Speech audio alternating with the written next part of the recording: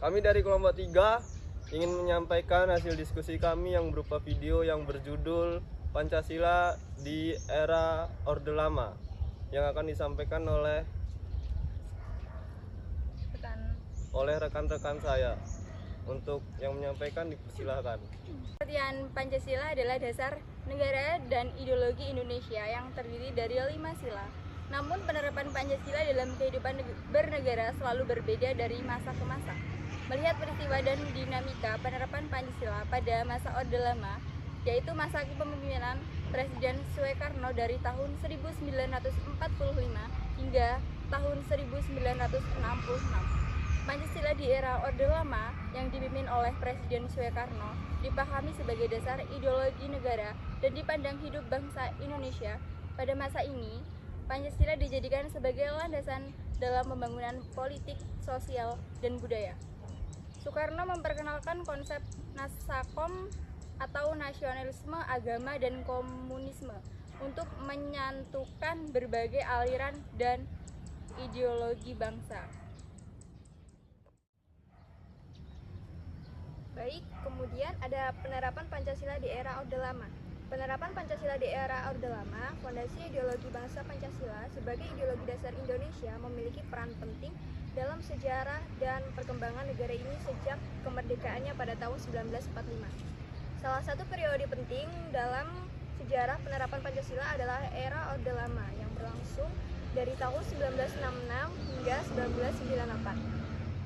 Era Orde Lama yang dimulai dengan kejatuhan Presiden Soekarno dan berakhir dengan reformasi melihat penerapan Pancasila dalam berbagai aspek kehidupan negara.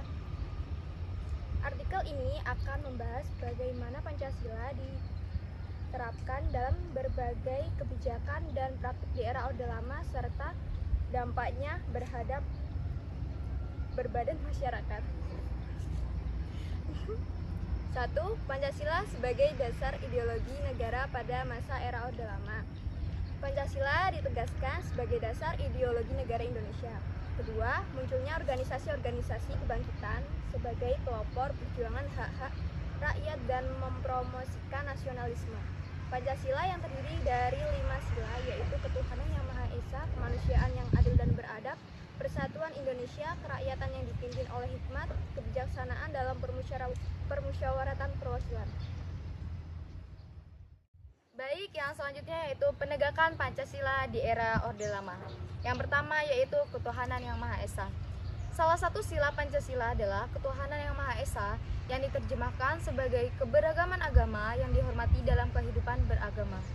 Orde Lama mencoba menghormati dan melindungi kebangsaan beragama.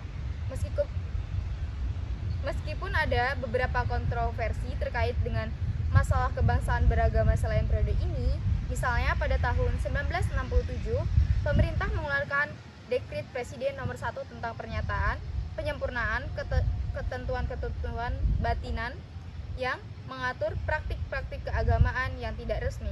Namun, hal ini juga menimbulkan ketidakpuasan di kalangan umat Islam yang lebih konservatif. Yang kedua yaitu kemanusiaan yang adil dan beradab.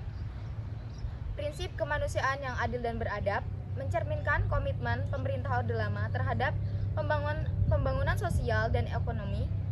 Pemerintah mendorong program-program pembangunan nasional yang bertujuan untuk mengatas kemiskinan dan mengurangi ketidaksetaraan sosial. Salah satu pencapaian terbesar adalah program transmigrasi yang mengalihkan penduduk dari daerah yang padat ke daerah yang kurang padat, membantu mengatasi masalah ketidaksetaraan regional. Yang ketiga yaitu persatuan Indonesia. Era Orde Lama juga berfokus pada penjagaan persatuan dan kesatuan nasional. Pemerintah mengambil tindakan tegas untuk mengatasi pemberontakan dan konflik yang telah dibagi daerah seperti PRRI atau Permesta dan Gerakan 30 September atau G30 SPKI. Ini dikat ya. Permesta dan Gerakan 30 September atau G30S. Upaya ini dilakukan untuk menjaga kestabilan negara dan menjunjung tinggi prinsip persatuan Indonesia dalam Pancasila. Yang selanjutnya yaitu yang keempat, kerakyatan yang dipimpin oleh hikmat kebijaksanaan dalam permusyawaratan perwakilan. Penerapan Pancasila di era Orde Lama juga mengedepankan prinsip kerakyatan yang dipimpin oleh hikmat kebijaksanaan dan permusyawaratan perwakilan. Namun, praktik demokrasi ini memiliki batasan-batasan tertentu dengan Partai Golongan Karya atau Golkar sebagai satu-satunya partai politik yang diakui. Hal ini mengakibatkan dominasi politik yang kuat oleh Golkar dan keterbatasan dalam partisipasi politik masyarakat. Yang terakhir yaitu keadilan sosial bagi seluruh rakyat Indonesia. Prinsip keadilan sosial bagi seluruh rakyat Indonesia tercermin dalam upaya-upaya pemerintah untuk mengurangi kemiskinan dan ketidaksetaraan ekonomi. Program-program seperti bimbingan masyarakat atau BIMAS dan pembinaan kesejahteraan keluarga atau PKK diluncurkan untuk membantu masyarakat mendapatkan akses pendidikan, kesehatan, dan kesempatan ekonomi yang jauh lebih baik.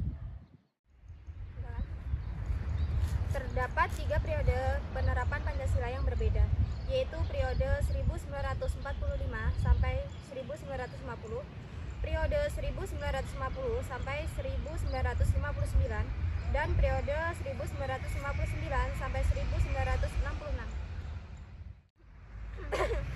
Mulai dari periode ya. Periode 1945 sampai periode 1950, implementasi Pancasila bukan saja menjadi masalah, tetapi lebih dari itu, ada upaya-upaya yang mengganti Pancasila sebagai dasar negara dengan paham komunis oleh PKI melalui pemberontakan di Madiun tahun 1948 dan oleh di tahun ini akan mendirikan negara dengan dasar Islam. Pada periode ini, nilai persatuan dan kesatuannya masih tinggi ketika menghadapi Belanda yang masih ingin mempertahankan penjajahannya di bumi Indonesia. Yang kedua, periode 1950 sampai 1959. Walaupun dasar negara tetap Pancasila, tetapi rumusan sila keempat bukan berjiwakan musyawarah mufakat, melainkan suara terbanyak, yaitu voting. Sistem pemerintahan yang liberal sehingga lebih banyak tekanan hak-hak individu. Pada periode ini, persatuan dan kesatuan mendapat tantangan yang berat dengan kemunculannya pemberontakan RMS, PRRI, dan pemerintah yang ingin melepaskan diri dari NKRI. Yang ketiga yaitu periode 1959 sampai 1965. Periode ini dikenal sebagai periode demokrasi terpimpin. Demokrasi bukanlah berada pada kekuasaan rakyat sehingga yang memimpin adalah nilai-nilai Pancasila, tetapi berada pada kekuasaan pribadi Presiden Soekarno. Pada periode ini terjadi pemberontakan PKI pada tanggal 30 September 1965 yang dipimpin oleh DNA IDIT. Tujuan pemberontakan ini adalah kembali mendirikan negara Soviet di Indonesia serta mengganti Pancasila dengan paham komunis. Pemberontakan ini bisa digagalkan dan semua pelakunya berhasil ditangkap dan dijatuhi hukuman sesuai dengan perbuatannya.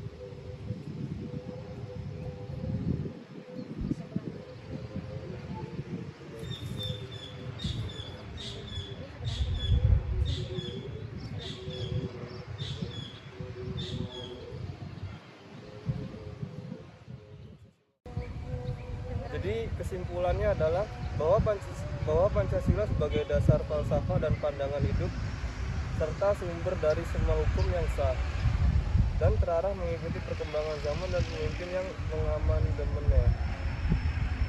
Tidak ada yang salah dengan Pancasila, hanya saja menjabar sebuah pelaksanaan dan makna yang salah diartikan oleh pemerintah sehingga menyebabkan korupsi pemerintahan pada masa yang salah. Terus juga pada masa reformasi ini sesuai dengan maknanya, maka tidak salah dan tepat bila kita harus menerapkan kembali nilai-nilai Pancasila pada kehidupan sehari-hari, baik di lingkungan masyarakat maupun di keluarga. Terus juga pengalaman nilai Pancasila harus dibarengi dengan semangat reformasi dalam perubahan zaman dan teknologi agar bisa memenuhi kebutuhan ideologi masyarakat pada masa pemerintahan lama hingga pemerintahan yang baru. Mungkin itu saja tugas video hasil diskusi dari kami. Apabila banyak kurangnya, Ya udah, kami akhiri. Wassalamualaikum Warahmatullahi wabarakatuh.